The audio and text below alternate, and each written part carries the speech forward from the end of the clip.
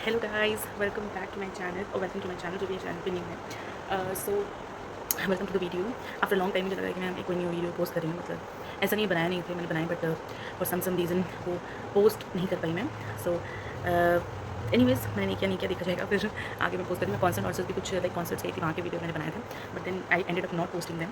So it's okay, मैं not posted now. I today मैं like फिर से एक बड़ा वीडियो लाइक जो लॉन्ग वीडियो होती है मैं एक वीडियो बना रही हूँ।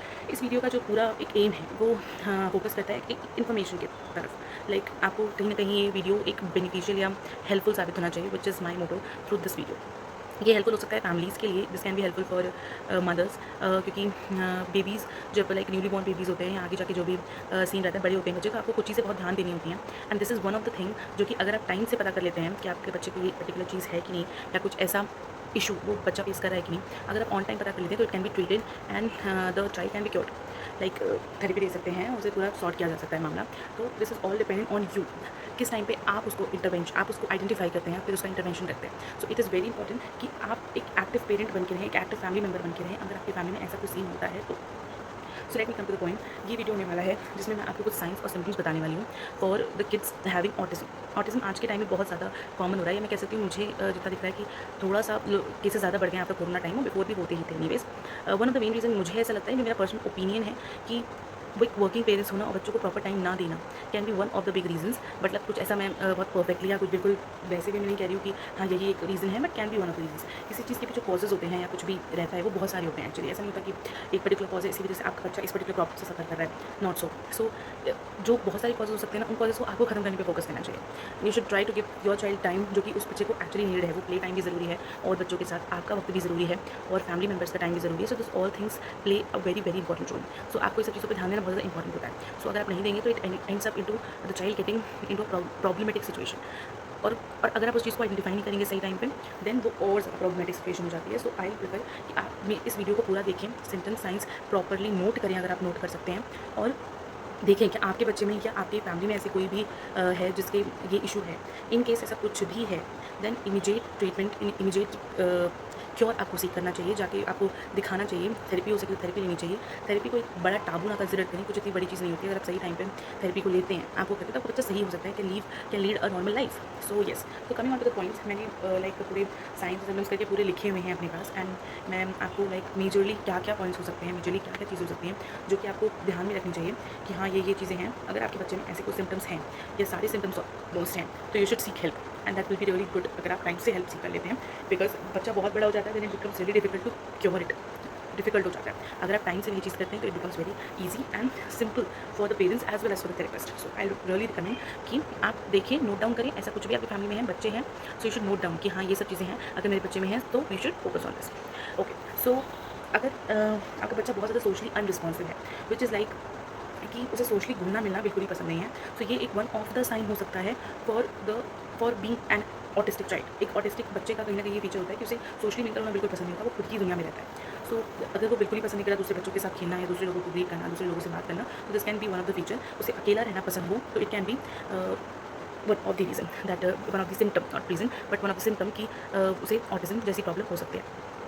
Coming on to the next thing, emotions को ना समझना। ऐसे बच्चे होते हैं जो कि इमोशंस को बिल्कुल भी नहीं समझते, कि लाइक हाँ कुछ हो सकता है कि मम्मी दुखी हैं, हो सकता है पापा दुखी हैं, but they not able to understand in their own world. So it can be like one of the feature for autistic child. दूसरी चीज़ हो सकती है आई कॉन्टैक्ट। कई बार ऐसा होता है कि बच्चे ना आई कॉन्टैक्ट नहीं करेंगे, बिल्कुल भी। ऐसे बच्चे आई कॉन्टैक्ट करना बहुत ही अवॉइड करते हैं, तो it can be one of the thing कि हाँ आई कॉन्टैक्ट नहीं पसंद है, और वो नॉन वर्बली बात करना पसंद करेंगे। उन्हें वर्बल कम्युनिकेशन ज़्यादा पसंद नहीं आएगा, बात करके नहीं, इशारों में चीज़ें निपट जाएँ तो ज़्यादा अच्छा है। लाइक उनका प्रेफरेंस वैसा बन जाता है, बॉडी लैंग्वेज ज़्यादा यूज़ करना। जैसे सोशल सिचुएशंस में जहाँ पे उन्हें जिस तरह से रिएक्ट करना है ना, they will not react the way they should react. Like अगर आप मैं बैठे हुए हैं and we are talking on a particular topic, we are talking on a serious topic, they will start laughing out of nowhere.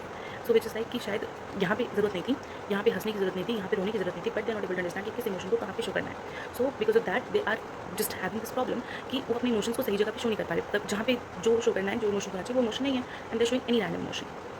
उन्हें किसी चीज़ का ना डर ही नहीं है, like they are not afraid of anything that आप मैं ना तुम्हें हमें मारूंगी, नहीं, डर ही नहीं बच्चे।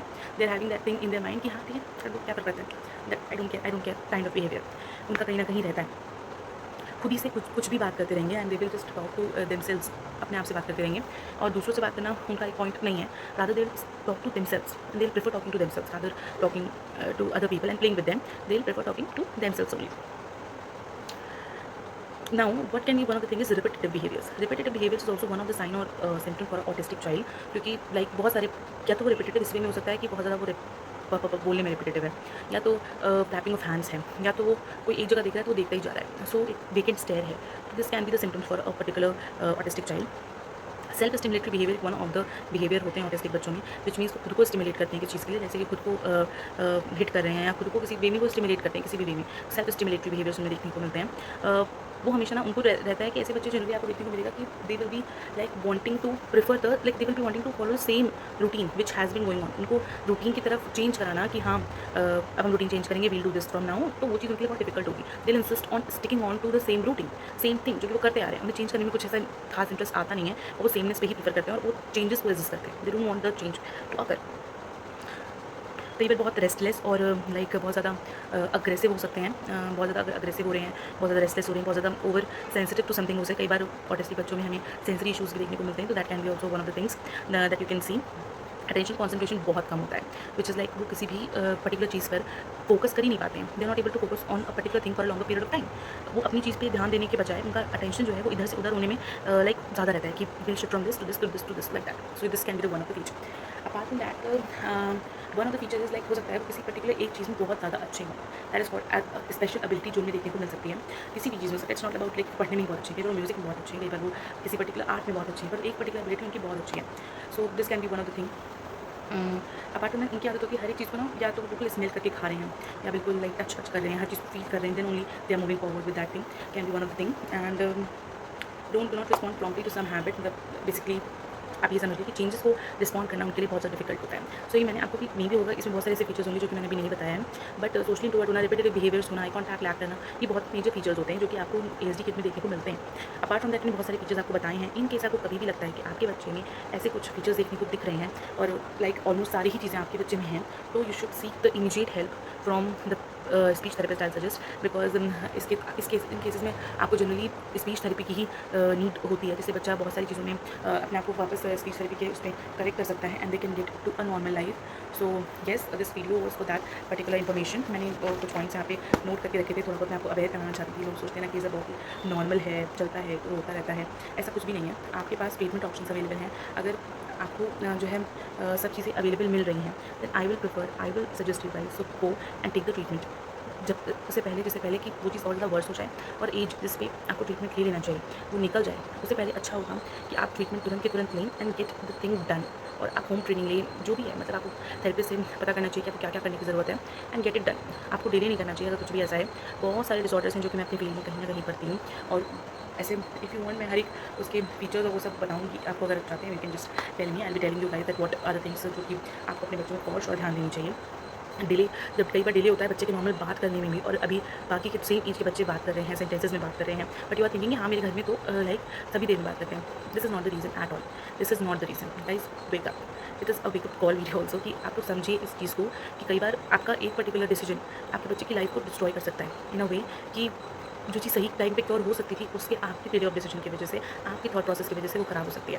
सो इसी वजह से आपको इमीडिएट एक्शन लेना चाहिए. इन केस आपको कहीं पे भी लगता है कि आपका बच्चा हाँ इस वे में थोड़ा सा नॉर्मल हो सकता है, get the assessment done at least. अगर उसमें आपका डायग्नोसिस जो भी आ रहा है, अगर वैसे भी में आ रहा है कि हाँ इतना इशू नहीं है, can be cured and all can be done, it is normal, वो भी आपको पता चल जाएगा. बट एटलीस्ट अगर आपको लग रहा है कि हाँ दिस थिंग्स ऐसी ऐसी चीज़ें हैं जो कि और लोगों में और सारे बच्चे कर रहे हैं बट मेरा बच्चा इसमें नहीं कर रहा है, तो आपको वो चीज़ एक तरह से अगर से सब करा सकते हैं, वो पर्टिकुलर चीज़ आपके पास है करने को आप करा सकते हैं. Go and get it done. I really suggest you all guys. So thank you for watching. Thank you. अगर आप यहाँ तक पहुँचे तो thank you for watching whole video. If you want such more videos to come up, and I'll be sharing like many more sometimes in like any treatment options which is available. So I'll be telling you guys, if you want, so you can just comment down and do like and share the video and do subscribe it. Thank you for watching. Bye.